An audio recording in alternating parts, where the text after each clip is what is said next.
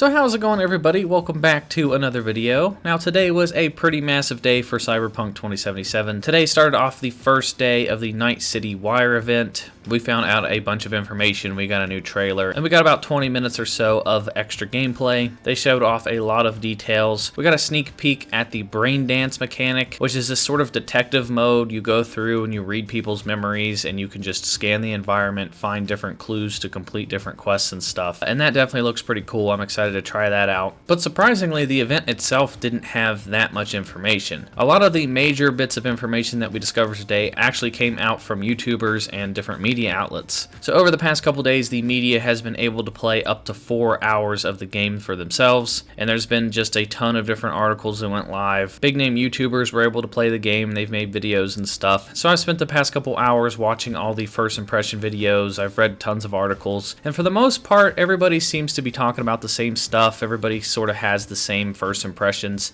and luckily everybody's first impressions is that this game looks phenomenal and they can't wait to play even more of it. So in this video, I'm going to break down a lot of the major key things that I discovered while watching these videos. There's a lot of tidbits of information that we didn't get from the event itself. So I'm just going to sort of break down a lot of those articles and those other videos for you guys here in this video. And do keep in mind, a lot of this stuff could be subject to change. Take everything with a grain of salt. There's still about 4 to 5 months that CD Projekt Red can work on this game. There's a lot of stuff that I'm sure is going to change between now and the actual release. But these are all things that happened during the 4 hours of gameplay that people were able to get their hands on. So one of the first cool bits of information is that you are indeed able to talk to all the NPCs. Sort of like you can in Red Dead Redemption. You just walk up to people, you give them like a head nod or something. Well, you can do that in this game as well. You walk up to people. They don't all have like their own unique individual dialogue options, but you can like say hi to somebody. You can like nudge them and they'll give some sort of smart remark at you and stuff. But you can indeed interact in some regard with every NPC that you see on the street. Now some of them might have dialogue options, some of them won't, but the NPCs do feel pretty alive and they are actually doing things. And then another thing that a lot of people seem to agree on is that the loading screens are hidden very well throughout the gameplay. A lot of people said that they didn't notice any loading screens at all. And the ones that did notice loading screens said that they were disguised very, very well. For example, riding in elevators. And even then, when you're riding in an elevator, you will see different advertisements and stuff playing in the elevator to keep your attention. You will notice almost no loading screens in this game. Apparently they're disguised very, very well. Now another really cool feature about this game is that you have full control over your character. And by that I mean you can do pretty much anything when it comes to dialogue options.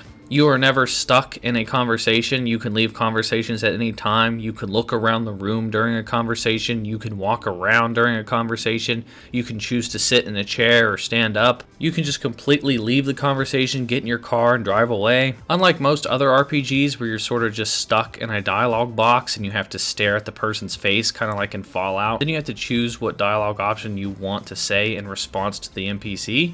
You don't have that in this game. You can just say what you want, you can look around, you can do whatever. You have complete control over what you do in different dialogue options, which sounds really, really cool, and I think that sounds a lot more immersive. And I personally prefer that style for when I play RPGs. And then another thing that I saw was brought up in a number of different videos was referring to the character customization. There are apparently a ton of different options that you can do with the character customization. You can even customize the color of your person's teeth, which is pretty interesting.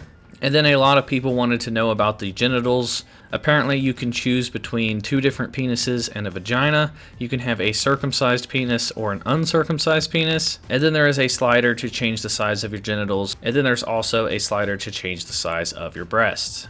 So you definitely have a number of different options to customize your private parts. And then since we're talking about private parts, apparently there are a number of different options that you can do for romancing in the game. Now you can't romance literally any NPC you see on the street. There are obviously set people that you have to romance. But in this game, they make it a little bit more realistic. Now, in some RPGs, they make it so that you can romance anybody. It doesn't matter if you're a man or a woman or whatever. I know in Skyrim, it doesn't matter what you choose. Any of the followers that you could romance, you could just romance them regardless. I know one of my playthroughs on Skyrim, my character was gay, and I ended up getting a husband. But in Cyberpunk, it's more realistic. The certain NPCs actually have preferences. If you have a penis, for example, and they're not into penises, then they're not going to date you. If you are a girl and they're not into girls, well, then tough luck. You have to go find somebody else that is. So I actually like this approach better. This actually gives you a reason to want to go back and replay the game a second or third time. Maybe if you switch up your characters, you can have different romance options. You can date different people depending on if you're a boy or a girl. So I think that's a pretty good detail, and I like that they have different romance options like that. Now, as for the weapon gameplay, apparently the weapon gameplay is not as smooth as normal first-person shooters. It's not going to be comparable to like Call of Duty or Destiny or something that's just really heavily focused on the first-person shooter aspect. So it's definitely not as smooth. This is an RPG after all. I've seen this compared to Rage. I've seen it compared to Doom.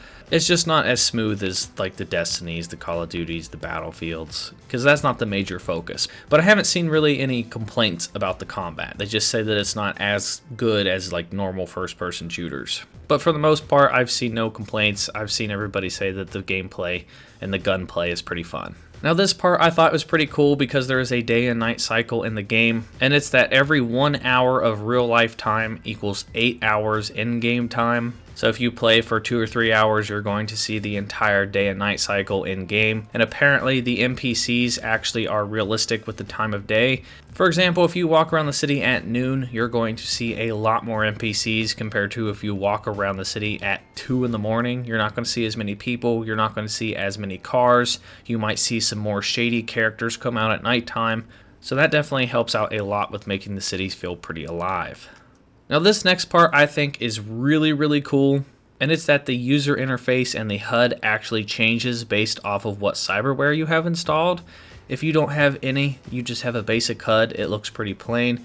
But as you progress through the story, as you get different upgrades, as you change your cyberware, your user interface is going to show you a lot more information.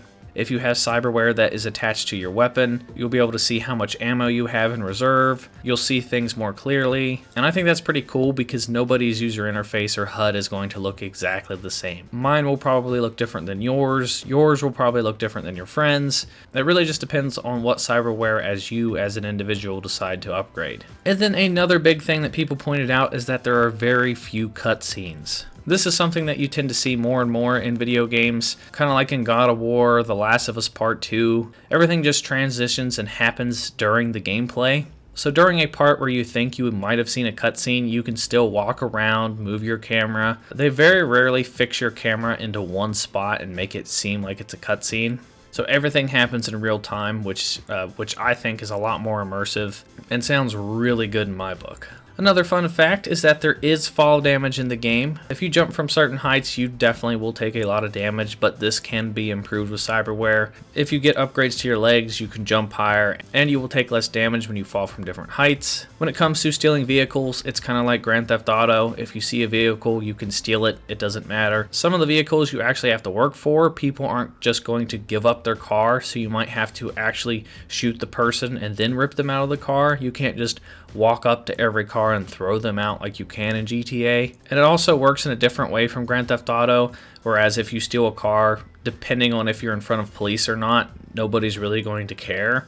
If you do it in front of a police officer, they might chase you down, but you're not going to get a wanted level like you do in Grand Theft Auto. And then one of the final things that I'm going to go over in this video is that missions are recommended based off of your level. Now this is something that you see in RPGs all the time. A mission might be recommended at level 20 and you might only be level 12, but that doesn't mean that you can't still do the mission. You can free roam anywhere you want at any point during this game. You can explore the entire map if you want. It's not necessarily recommended, but I do like that you have that option. It's sort of high risk, high reward. If you can manage to beat a level 20 mission at an earlier level, you can actually get some pretty good loot, which may help you later down the line. And as of right now, the loot is in different tiers. There's different colors depending on how rare the item is. There's like blue, green, gold. So that definitely adds a ton of variety for the way that you want to approach certain missions, unless you complete the game the way that you want to do it. But that's going to do it for everything in this video, guys. I will have more videos coming out here in the near future.